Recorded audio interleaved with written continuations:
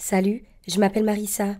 J'aimerais partager avec vous une histoire sur la façon dont j'ai retrouvé ma meilleure amie à un endroit où je ne l'attendais pas du tout. Ma mère s'est battue contre le cancer pendant des années, mais malheureusement, elle n'a pas survécu. Donc, depuis que j'ai 13 ans, il n'y a que mon père et moi. Et la première année sans ma mère a été une vraie torture pour moi. Pour nous deux, je suppose. À cause de mon chagrin, je suis devenue un vrai monstre à la maison et la fille la plus bizarre de l'école. Ce n'est qu'aujourd'hui que je prends conscience de la gravité de ma situation, mais à l'époque, je pensais que j'allais bien. Par exemple, je me souviens d'un jour où nous avons dû parler du voyage le plus mémorable que nous ayons jamais fait, devant toute la classe. Tout le monde disait « Je suis allée ici et là avec mes parents », et ainsi de suite. Moi, je n'en étais qu'au 2e mois sans ma mère, et quand mon tour est venu de parler, j'ai dit que mon voyage le plus mémorable était celui que j'avais fait au cimetière. Tout le monde s'est tu. Le prof m'a emmené voir le directeur, et ils ont essayé de me faire travailler avec le psychologue de l'école. J'avais aussi réussi à gâcher mes amitiés.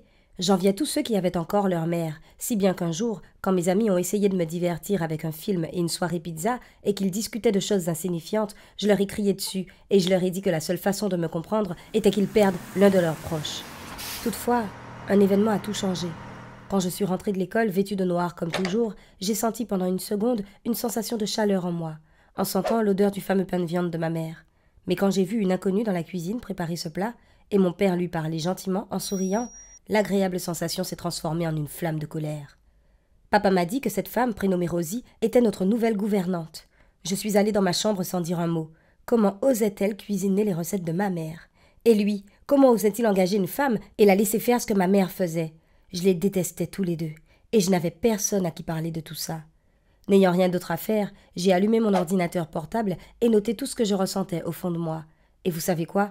Écrire ces choses m'a fait me sentir différente. Depuis ce soir-là, j'ai commencé à tenir un blog personnel. Il y avait même des gens qui commençaient à commenter mes messages et à m'écrire des choses. Il y avait notamment une fille qui avait aussi perdu sa mère, et elle semblait ressentir exactement ce que je ressentais, si bien que nous sommes devenus amis. Notre nouvelle gouvernante, Rosie, voulait absolument apprendre à me connaître. Elle me demandait toujours comment s'était passée ma journée, ce que j'aimerais manger pour le dîner, et ainsi de suite, et ça me rendait dingue.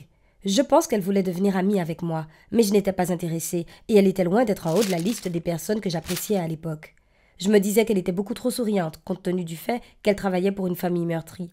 Même si mon amie sur Internet, qui s'appelait Claire, soit dit en passant, m'a dit que Rosie essayait peut-être de nous faciliter la vie, j'ai quand même continué à penser qu'elle était trop impliquée pour être simplement une gouvernante.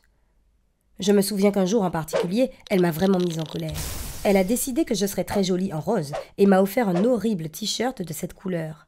Au début, j'ai essayé d'être polie et je lui ai dit que j'appréciais vraiment son cadeau. Mais elle a insisté pour que je l'essaye. Je ne voulais pas ressembler à un petit cochon et je savais que je ne le porterais jamais. Alors, j'ai refusé de l'essayer.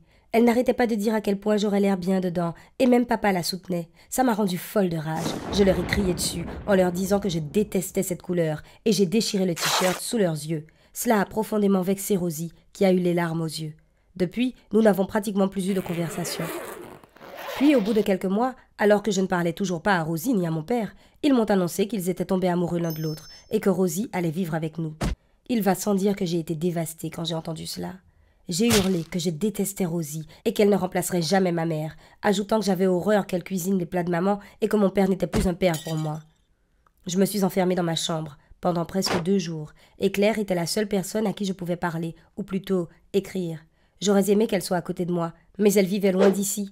Elle m'a promis que nous nous reverrions bientôt, et c'était la seule bonne et inspirante nouvelle que j'ai entendue. Il y a encore une chose que je dois vous dire sur Rosie. Un jour, j'ai eu besoin d'aller chercher un livre dans la chambre de mon père et de Rosie, et quand j'y suis entrée, j'ai remarqué que la page de mon blog était ouverte sur l'ordinateur portable de Rosie. Tout à coup, j'ai compris. Je me suis précipitée chez Rosie et je lui ai demandé directement ce qu'elle savait de mon blog. Elle a soupiré et a avoué qu'elle était en fait l'amie avec qui je conversais tant.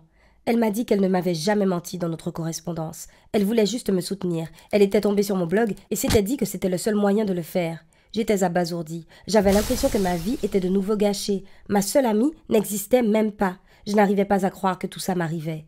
Je me suis précipitée dans ma chambre et j'avais envie de tout raconter à quelqu'un, de me confier à n'importe qui, mais j'étais seule, sans personne à qui parler. Peu de temps après, papa a frappé à ma porte. J'ai dit que je ne voulais pas lui parler, mais au fond de moi, il me manquait et je voulais qu'il soit là pour moi. On a eu une discussion, mais on n'a pas parlé de Rosie. On a parlé de ma mère. J'ai compris que papa l'aimait aussi et qu'elle lui manquait, qu'il ne voulait pas trahir ses souvenirs, mais qu'il souhaitait aussi que nous passions à autre chose. Et puis, il s'est levé pour quitter ma chambre, et il a dit que si je ne supportais pas Rosie à ce point, il ne se marierait pas avec elle, parce que je serais toujours la personne la plus chère à ses yeux. Depuis lors, j'ai réfléchi à cette situation, à maintes reprises, et j'en suis arrivée à la conclusion qu'il faut parler de tout. J'en veux toujours à Rosie pour ce qu'elle a fait, mais je souhaite surtout que mon père soit heureux, et comme on va devenir une famille, je dois trouver un moyen de lui pardonner. As-tu une idée de ce que je devrais faire de tout ça? N'hésite pas à la partager, à mettre un like à cette vidéo et à t'abonner à la chaîne.